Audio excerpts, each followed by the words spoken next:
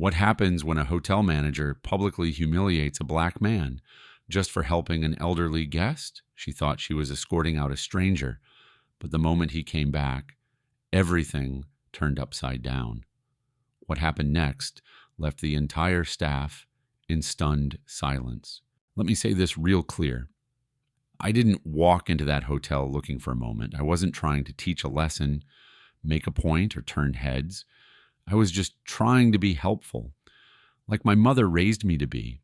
It was a little after 7 in the morning. I'd just pulled into the lot of the Amberton Hotel, one of those premium casual spots where the lobby smells like lemons, but the service smells like assumption.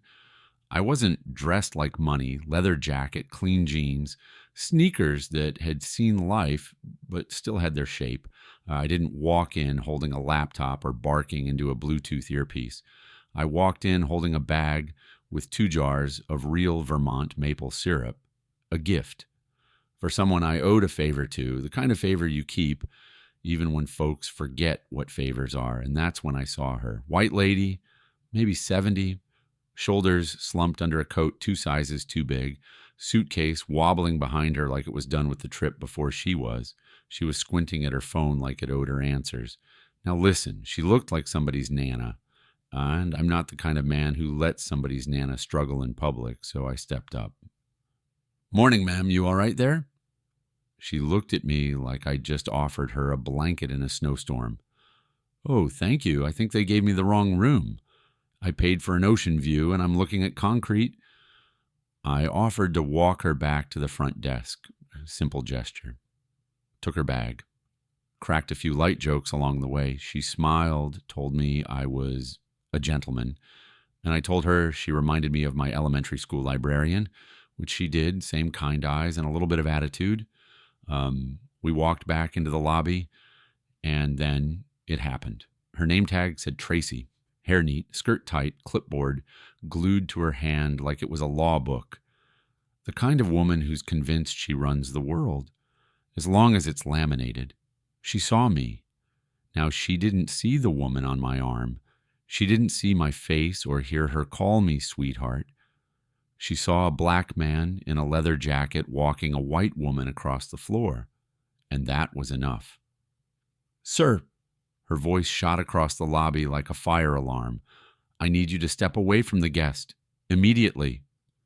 I froze for a second, trying to process what she just said. "The guest?" "She's with me. We're walking to the desk." "No, you're not. I saw you come in. You're not staying here." Now, let me explain something to you.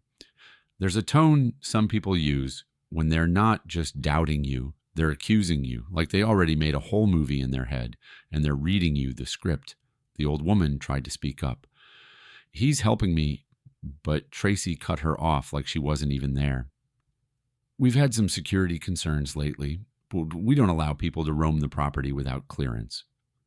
Clearance? What is this? The Pentagon? I kept it cool. I really did. Because I knew the moment I raised my voice, I'd become the problem she already believed I was. A security guard started walking our way, slow, measured steps like he was hoping I'd give him a reason to go faster. And me? I just stood there. For a second. Not because I was afraid, because I was tired. Tired of being read wrong before I even opened my mouth. Tired of being the concern when I'm the one bringing peace into the room. So I turned to her, not Tracy, the older woman. "Hope they get you that ocean view, ma'am." She gave me the saddest little smile I've seen in a long time. Not because she pitied me, because she understood. And I walked out. Didn't yell, didn't slam doors, didn't flip tables, but I left one thing behind. Something Tracy couldn't file or log or clip to her clipboard, a presence she couldn't explain, and a silence that demanded answers. What happened next changed everything. You don't want to miss how this story unfolds. I didn't change clothes, didn't call a lawyer, didn't post about it. I just sat in my car and watched the sun crawl up the side of the hotel that decided I didn't belong. People say, just let it go. Let me tell you something. If we let it all go, there'd be nothing left of us. What they call minor moments, they add up. They stack like bricks, and eventually that wall they build, it's meant to keep you out, but not today. See, Tracy thought she shut a door. She didn't know I had a key. 9:01 a.m. I walked back into the Amberton through the same revolving door I left the day before. Same shoes, same jacket, same posture. But this time, I wasn't carrying syrup. I was carrying something heavier. Intention. Lobby was buzzing, staff typing, phones ringing, coffee carts moving, that high-gloss chaos that rich hotels like to call vibe. And there she was, Tracy, still by the desk, still with that clipboard, still speaking like every sentence was a policy.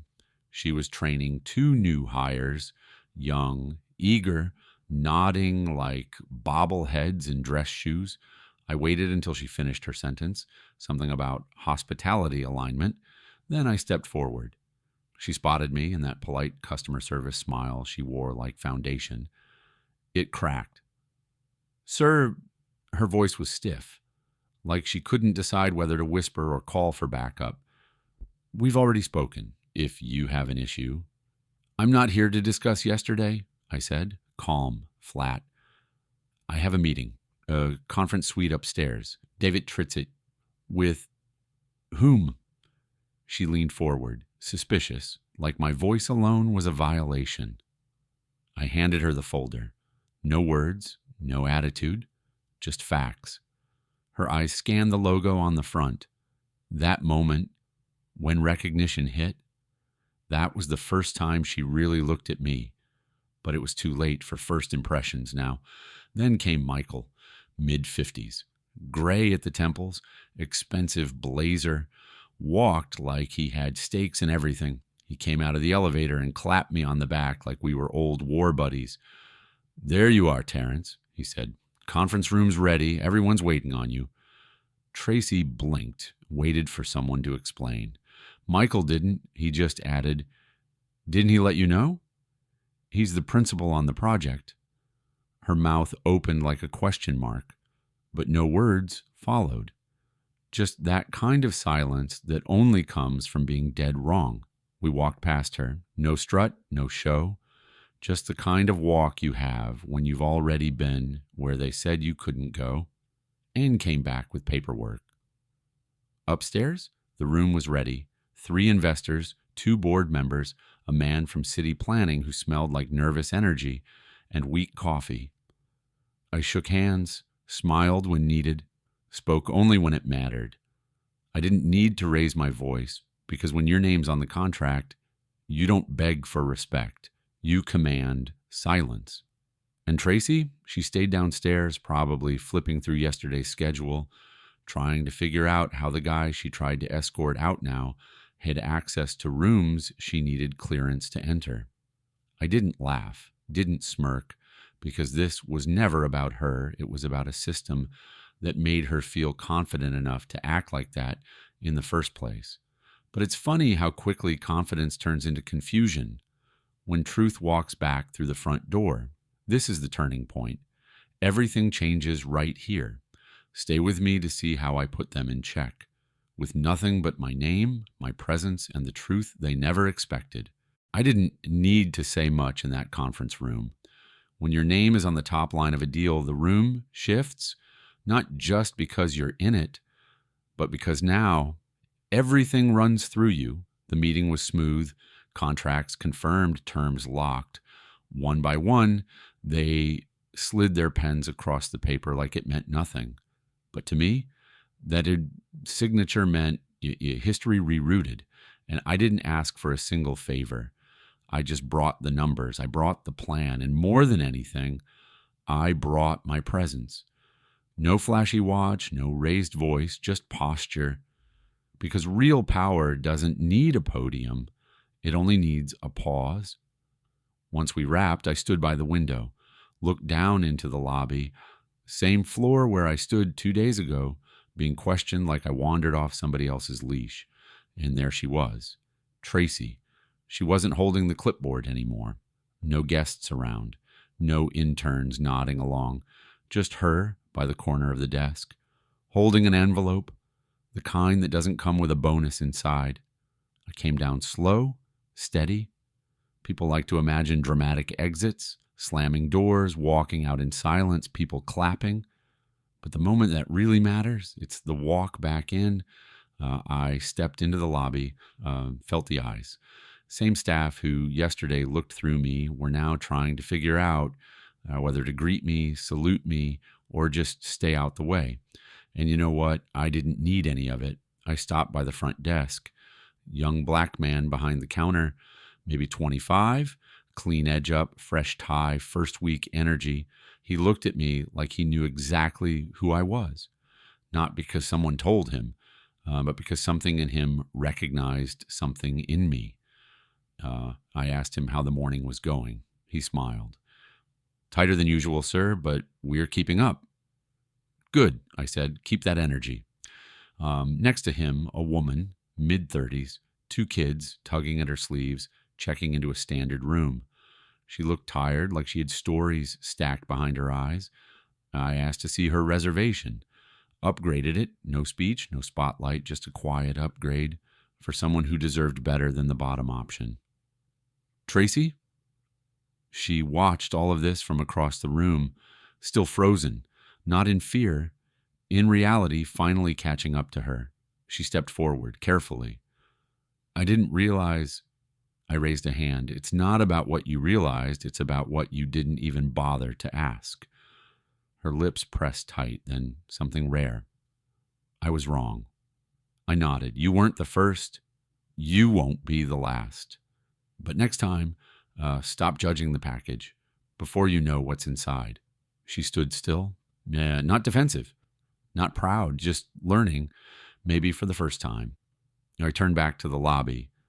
The energy felt different now, not because I forced it, but because the room finally adjusted to the truth. And as I walked to the exit, the glass doors opened like they were supposed to. No stairs, no resistance, no checking ID, just a door doing what a door is meant to do. Open when you're supposed to be there. She tried to push me out the front door. I walked back through that same door, holding the keys,